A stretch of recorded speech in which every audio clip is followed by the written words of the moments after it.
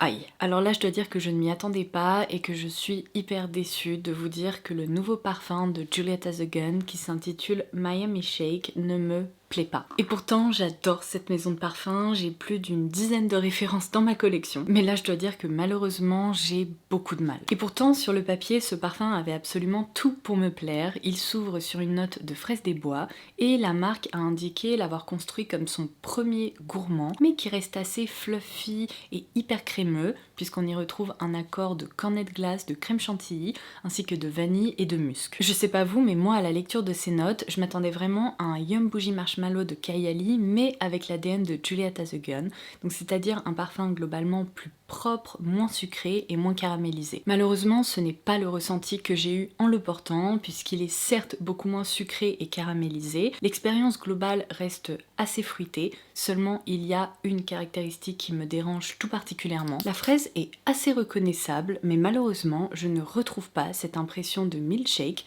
Pour moi il sent la bougie, c'est-à-dire qu'il possède une caractéristique très cireuse, à la fois sur touche et sur peau. Vraiment quand je le porte, j'ai l'impression de me transformer en bougie ambulante et ce fond musqué, crémeux, vanillé ne ressort pas du tout, en tout cas pas du tout sur moi. Pour vous donner un peu plus de précision, lorsque Miami Shake a été annoncé, moi j'ai immédiatement pensé au Juliette, mais auquel on retirerait cet accord de cerise pour le remplacer par de la fraise. Juliette possède vraiment un fond qui est beaucoup plus propre, ou alors pareil, c'est peut-être mon côté amatrice de parfums propres qui ressort, mais je retrouve tout à fait cet ADN dans le Pear Ink. Alors celui-ci se concentre évidemment sur un accord de poire, mais qui reste à la fois juteux, aérien, assez facile à porter. C'est bien simple, dans tous les parfums Juliette Has a Gun que j'ai déjà portés, je n'ai jamais eu cette impression de parfum un peu lourd, cireux, effet bougie. Alors que là, eh bien malheureusement, c'est vraiment ce que je ressens. Si je devais classer tous les parfums Juliette Has a Gun de ma collection, eh bien malheureusement celui-ci